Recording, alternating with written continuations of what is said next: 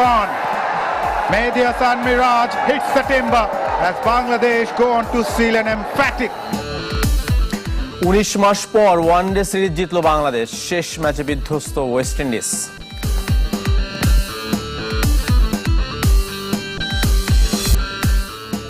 টি-20 সিরিজে দলে ফিরলেন অধিনায়ক লিটন, টেস্ট অধিনায়ক এখনো চূড়ান্ত করতে পারেনি বোর্ড। আমরা 3-4 জন নিয়ে কথা বলবো, তারপরে ডিপেন্ড করবে সেই যে প্রবাবল ক্যাপ্টেনের ইচ্ছা এবং তার যে ক্যালিবারগুলো আছে সেগুলো একটা বেঞ্চমার্কে যদি মিট করে অবশ্যই আমরা খুব তাড়াতাড়ি জানিয়ে দেবো wheel B the next test captain. শেষ হলো রেকর্ডময় জাতীয় সাঁতার, 49 ইভেন্টের 20টিতে রেকর্ড, একাই 6টি করলেন সামিউল। অবশেষে 19 মাস পর ওয়ানডে সিরিজ জিতল বাংলাদেশ। সিরিজ নির্ধারণী শেষ ম্যাচে ওয়েস্ট ইন্ডিজকে হারালো 179 রানে। বাংলাদেশের করা 8 উইকেটে 296 রানের জবাবে 117 রানে অল আউট ওয়েস্ট ইন্ডিজ। রানের হিসাবে যা বাংলাদেশের দ্বিতীয় বড় জয়, আর ক্যারিবীয়দের বিপক্ষে সবচেয়ে বড়। ওয়ানডেতে 4 সিরিজ পর জিতল টাইগাররা। সবশেষ সিরিজ জয় এসেছিল 2024 সালের মার্চে শ্রীলঙ্কার বিপক্ষে। ক্যারিবীয়দের বিপক্ষে সপ্তম সিরিজ জয় এগিয়ে গেল হেড টু হেডে। মিরপুরে টস জিতে ব্যাট করতে নামে বাংলাদেশ। দুই ওপেনার সাইফ হাসান ও সৌম্য সরকার 176 রানের উদ্বোধনী জুটি করেন। সাইফ হাসান 72 বলে 80 রানে ফিরলে ভাঙে জুটি। মিরপুরে উদ্বোধনী জুটিতে বাংলাদেশি ব্যাটারদের সর্বোচ্চ রান। সাইফের বিদায়ের কিছুক্ষণ পরেই সৌম্য সরকারকে থামান আকিল হোসেন। সেঞ্চুরির আরও কাছে পৌঁছে 91 রানে আউট হন। নাজমুল হোসেনের ব্যাটে আসে 44 রান। 8 উইকেটে 296 রানে থামে বাংলাদেশ।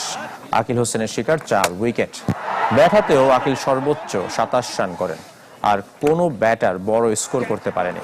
মাত্র 117 রানে অল আউট হয়। নাসুম ও রিশাদ নিয়েছেন 3টি করে উইকেট।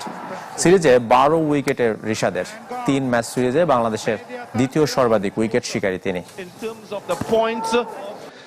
পরিবারকে, আমার ওয়াইফকে, তারা সবসময় আমাকে যেভাবে ব্যাক করেছে, সাপোর্ট করেছে, যে কোনো সিচুয়েশানে যতই টাফ টাইম আসুক না কেন তারা ব্যাক করার চেষ্টা করেছে যে কষ্ট করতে থাকি, ফল অবশ্যই আসবে। প্রথমে আলহামদুলিল্লাহ যে নিজের পারফরমেন্স জন্য ম্যাচটা জিততে পারছি, তো প্রথমে ভালো লাগতেছে, সবাই হ্যাপি এবং টিম জিততে পারছে আর কি, আলহামদুলিল্লাহ। Bat really put Bangladesh in a strong position. Well, Rishad played really well, you know, in this whole the series, and like the way he bowling and the batting, and yes, it's easy for the captain though if perform everybody step up, and I think everybody just try to maintain keep the line and just try to how to get performance, and yes, everybody supporting me and definitely goes to credit our team.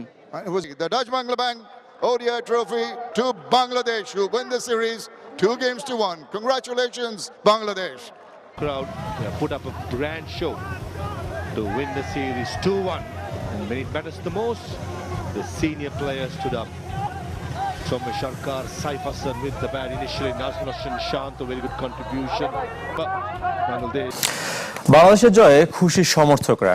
প্রথম 2 ম্যাচের performance সন্তুষ্ট করতে না পারলেও এক পেশে তৃতীয় match সে আক্ষেপ ঘুচিয়েছে। আমরা দর্শকরা এটাই চাই যে আমরা আনন্দ পাই খেলা দেখে, স্টেডিয়ামে দর্শকরা স্টেডিয়ামে আসুক, খেলা দেখুক, আমরা এটাই চাই বাংলাদেশ ক্রিকেটের পক্ষ থেকে। আজকে পার্টনারশিপটা ছিল খুবই অসাধারণ ছিল। খেলা মনে হয় ওখানে বাংলাদেশ অর্ধেক শেষ করে চলে আসছে। ইভেন লাস্ট যখন বোলিং এ আসছে, বোলিং এ আসার পর থেকে যে বোলিং বাংলাদেশ করছে আজকে, গত ম্যাচের মতো ভুল করে নেই। মোটামুটি সবাই ভালো করছে। ফুল বাংলাদেশ টিম আবার কামব্যাক করছে ওয়ানডেতে, আশা করি ভালো কিছু করবে। এই মুহূর্তে মিরপুর স্টেডিয়াম থেকে আমাদের সাথে যুক্ত হচ্ছেন আরিফ বলি সাইফ, এবং সৌম্যের ব্যাটে কি সেই জবাবটা এসেছে কিনা? বাংলাদেশের শুরুটা যদি বলি একটা ফ্লাইং স্টার্ট পেয়েছেন, এবং সেক্ষেত্রে সাইফের কৃতিত্ব দ্বিতীয় হয়। এবং সৌম্য সরকারের কথা যদি বলি, তারও একটা ফ্লো ছিল।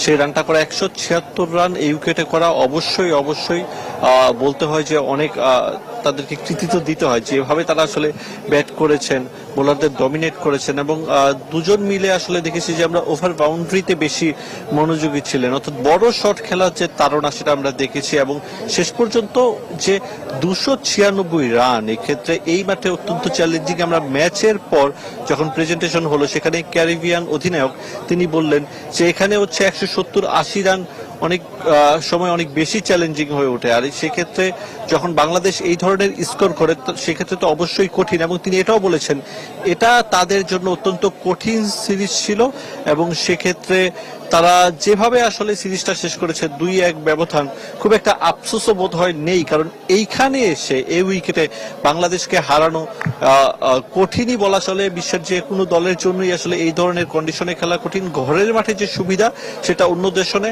বাংলাদেশে দেন এগেন, যেমন আজকে হচ্ছে মুস্তাফিজ যেমন বল করেননি, 4 জন আমরা দেখেছি যে স্পিনারদের দিয়ে শেষ করে দেয়া। রিশাদ হোসেনকে কৃতিত্ব দিতে হয়, তিনি পুরো টুর্নামেন্টই যেভাবে বল করেছেন। আর একটা উইকেট নিলে তিনি মাশরাফি বিন মুর্তজা কিংবা যদি বলি মুস্তাফিজের সমান হতেন। 3 ম্যাচ সিরিজে 13টা উইকেট হতো তার। তানবীরের কথা বলতে হয়, দুর্দান্ত বোলিং করেছেন। অর্থাৎ তারা প্রতিপক্ষকে খুব ভালোভাবে রিড করতে পারেন যে এই ধরনের উইকেটে কিভাবে আসলে প্রতিপক্ষকে ঘায়েল করা যায়। তো বাংলাদেশ তাদের সেই স্ট্র্যাটেজি ফলো করেছে এবং আজকের ম্যাচে জিতে নিয়েছে। এবং সবশেষ যেটা বলতে হয় যে এই সিরিজটা ভীষণ রকম গুরুত্বপূর্ণ ছিল তাদের জন্য, সেটা তারা শেষ করতে পেরেছে।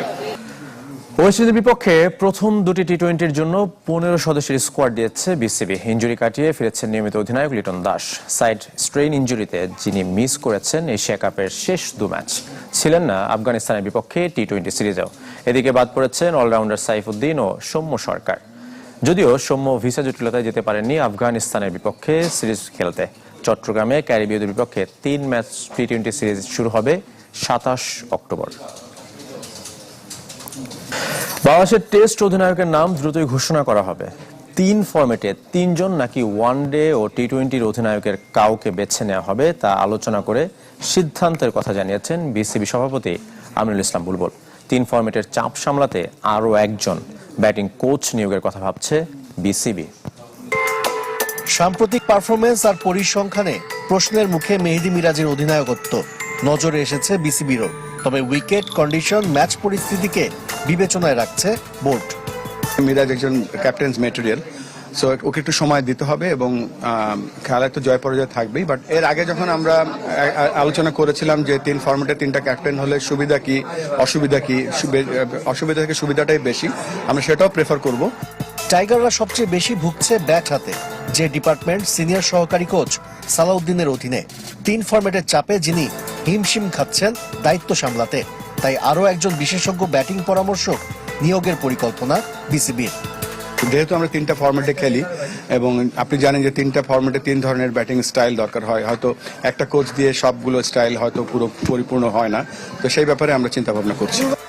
সঙ্গে টানা খেলায় ক্লান্ত পরিশ্রান্ত ক্রিকেটারদের মানসিকভাবে চাঙ্গা রাখতে মনোবিদ নিয়োগ দেওয়ার কথা ভাবছে ক্রিকেট বোর্ড। নভেম্বরে আয়ারল্যান্ডের বিপক্ষে 2 ম্যাচের টেস্ট সিরিজ খেলবে বাংলাদেশ, অথচ সাদা পোশাকে টাইগারদের নেতৃত্ব নিয়ে ধোঁয়াশা কাটেনি। মিরাজ, শান্ত, লিটন আছেন শর্ট লিস্টে। আমরা 3-4 জন নিয়ে কথা বলবো, তারপরে ডিপেন্ড করবে সেই যে প্রবাবল ক্যাপ্টেনের ইচ্ছা এবং তার যে ক্যালিবারগুলো আছে সেগুলো একটা বেঞ্চ মার্কে যদি মিট করে অবশ্যই আমরা খুব তাড়াতাড়ি জানিয়ে দেবো wheel B the next test captain. মিরপুরে কালো মাটির উইকেটের চরিত্র সহসাই বদলানো কঠিন, তাই ধাপে ধাপে এগুতে চায় বিসিবি। পাশাপাশি অস্ট্রেলিয়া থেকে হাইব্রিড মাটি এনে দেশের টেস্ট ভেন্যুগুলোর উইকেট উন্নয়নের পরিকল্পনাও আছে গ্রাউন্ডস কমিটির। হাইলি টেকনিক্যাল একটা কাজ এবং এটা স্লোলি আমরা এগোতে চাই। আশিক রুদ্র। মেয়েদের পর ছেলেরাও এশিয়ান যুব গেমসে ব্রোঞ্জ জিতেছে। বাহরাইনের 3য় যুব গেমসে বৃহস্পতিবার ইসা স্পোর্টস সিটিতে স্বাগতিকদের 106-17 পয়েন্টের বিশাল ব্যবধানে হারায় বাংলাদেশ। টুর্নামেন্টের প্রথম ম্যাচে ভারতের কাছে হেরে শুরুটা ভালো হয়নি বাংলাদেশ অনূর্ধ্ব 18 দলে। এরপর ইরান ও শ্রীলঙ্কাকে হারিয়ে টানা 2 জয় তুলে নেয়। থাইল্যান্ডের কাছে হারায় ফাইনাল দৌড় থেকে ছিটকে যায়। শেষ 2 ম্যাচে অবশ্য পাকিস্তান ও বাহরাইনকে হারায়। 7 দলের ইভেন্টে 3য় হলো বাংলাদেশ। দলকে উৎসাহ দিতে উপস্থিত ছিলেন বাহরাইনে নিযুক্ত বাংলাদেশের রাষ্ট্রদূত রইস হাসান সরওয়ার। জাতীয় সাঁতারের শেষ দিন আরও একটি রেকর্ড করেছেন সামিউল ইসলাম। সব মিলে তার রেকর্ড 6টি, হয়েছেন সেরা সাঁতারু। তার দল নৌবাহিনী আরও একবার একচ্ছত্র প্রাধান্য বিস্তার করে হয়েছে চ্যাম্পিয়ন। পুলেই জাতীয় সাঁতার আর পুলে রেকর্ডের ফুলঝুরি, ব্যতিক্রম হয়নি এবারও। 4 দিনের আসরে 49 ইভেন্ট, যার 20টিতেই নতুন রেকর্ড। 6টি একাই করেছেন সামিউল ইসলাম রাফি। টাইমিং নিয়ে আছে প্রশ্ন, কেননা সবগুলোই হ্যান্ড টাইমিং। আন্তর্জাতিক আসরে গিয়ে পিছিয়ে পড়তে হয় সাঁতারুদের। স্কোরবোর্ডটা অল্প কিছু সময়ের জন্য এটা সচল করা হয়েছিল, তবে দুঃখজনক হলো এটা আবার আগের মতোই অবস্থায় চলে গিয়েছে। তো এটা নিয়ে আমরা মন্ত্রণালয়ের সাথে একসাথে কাজ করছি তো আমরা আশা করি এটার একটা সমাধান আমরা করতে সক্ষম হব। জাতীয় সাঁতারে ঝড় তুললেও আন্তর্জাতিক মঞ্চে অবশ্য দৈন্য দশা বাংলাদেশের। সাম্প্রতিক সময়ে আঞ্চলিক গেমসেও পদক যেন সোনার হরিণ। তবে এবার এসএ গেমসে সে আক্ষেপ ঘোচাতে চান রাফি। এবার যে পরিমাণে রেকর্ড বা যে টাইমিংগুলো আসতেছে, মানে ইন্ডিয়া থেকে আগে যে একটা বিশাল গ্যাপ ছিল, মানে সাউথ এশিয়ান থেকে আর কি, তো আমি মনে করি ওইটা বেশ ভালো পরিমাণে কভার আপ হয়েছে।